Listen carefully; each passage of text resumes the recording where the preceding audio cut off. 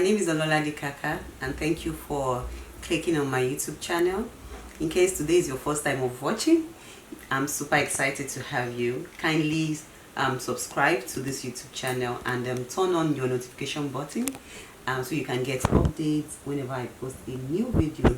And for the returning subscribers, I'd like to say thank you for always coming.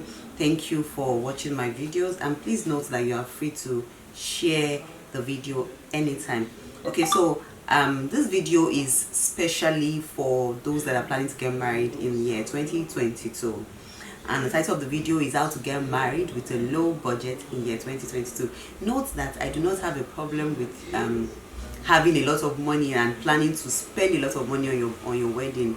If you have enough money and you want to spend it as much as you want on your wedding, it's a good one. But I've discovered that especially singles, most especially, they, because of their limited budget, they plan that they get married, and eventually at the end of the day you discover that they are praying for money, praying. You find out that you started courting, you are believing God to get married, and I get all manner of questions. I want to get married. So what are you waiting for? Money. When are you planning to get married? I'm waiting for money. Now this is what you need to note is that once you have a source of income, both for the man and the woman, once you have a source of income, it's fine. You can actually, and you are ready, you have prayed about it, you are sure, then it's fine. Go ahead. But Christian singles, especially those that have been into, they are very used to they've gone far in one unit or the other in church. You have a lot of expectation that you have placed on yourself. You are like, my wedding is going to be this. Everybody, sister, this wedding was this, so my wedding too is going to be like this. You already have a plan, and you don't have the money for it. And so this video is for you. How to get married with a low budget in year 2022. Stop wasting time and stop holding on. Stop wasting time. Once you are sure you already have a source of income, your partner and yourself, you have a source of income there, get right into it. Stop putting yourself under undue pressure, because you want to impress the church, you want to impress your unit leaders, you want to impress different kinds of people. Okay, so what do you do? How to get married in year 2022? What do you do? Number one is check your values. What exactly is important to you? What exactly is important to you? I get a lot of persons tell me, I'm planning to get married, but I'm waiting for this particular amount of money. Of course, I know culture and traditional marriage also has its own expectations. I'm going to go into that, okay? But what are your values? Why exactly do you plan to do so much of a big wedding when you don't have the money? Are you planning to impress someone? Are you planning to do you want to prove a point? Do you want to prove a point? Or you just want to impress someone or impress a particular group of people? Is there a competition?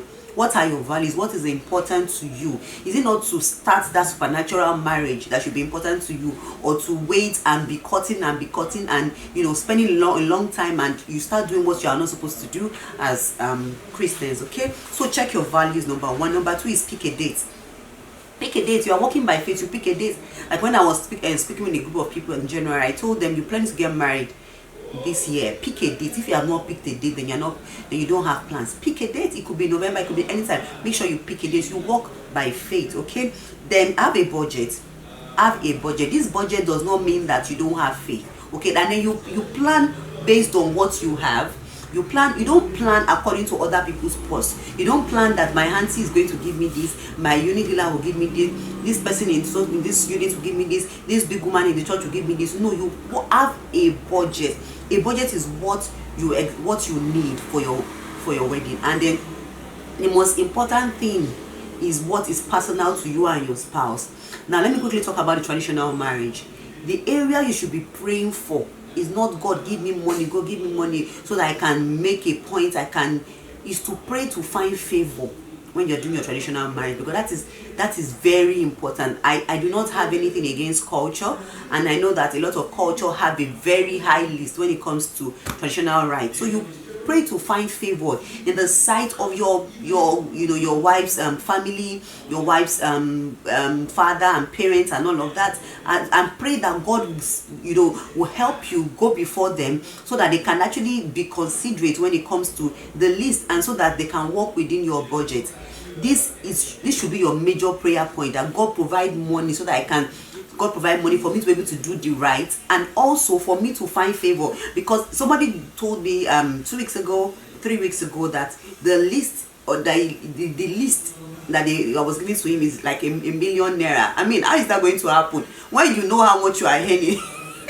A million naira. So I mean, so you know, instead of spending so much, pray that God should give you favor, so that they can help you to, you know, reduce a lot of things. And of course, a lot of people would help you to make provision for all of these things. But having the mindset you want to impress this, you want to impress this, is not going to work. You know, God doesn't answer those kind of prayers that your mindset is to impress, is to prove a point. No. Okay, so have a budget, and then make sure your budget is organized, make sure your budget is realistic. Okay, then create a shopping list. A shopping list should involve the basic things, which is for you and your spouse.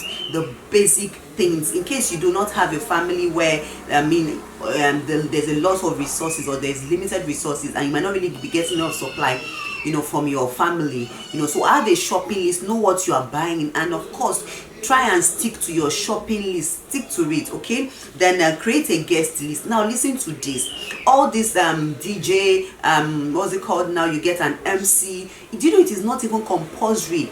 It is not compulsory for you to have a reception. Once it is not even compulsory for you to even you know, have this big elaborate one. You can actually go to your church and tell your pastor to pray for you and to bless you. Your pastor is going to bless you. Your pastor is going to bless you. And that way you have reduced the cost of MC, you have reduced the cost of venue, you have reduced the cost of the refreshment for the number of church members that are coming. So of course, you can tell your pastor to bless you, wear your wedding gown, take a very good picture, go to court, sign the form and all of that, pay your dowry, and of course you become Mr. and Mrs. Okay? Then decide to be moderate in your spending. Decide to have a budget. I'm not going to spend more than this. Okay, stick to your budget. Shop on time. Don't wait to do anything die minute, like you are planning to 11th hour. Any money that will come to you at the, you know, I discovered that most of the time when singles are planning to get married, a lot of resources come for them favor, you know, the last 2 weeks of their wedding. If that is coming, that should be extra. But you shouldn't be banking on that, on the money that will come on the week to your wedding. That will be last minute shopping, and you will be spending a lot of money for the last minute shopping. So you shop on time.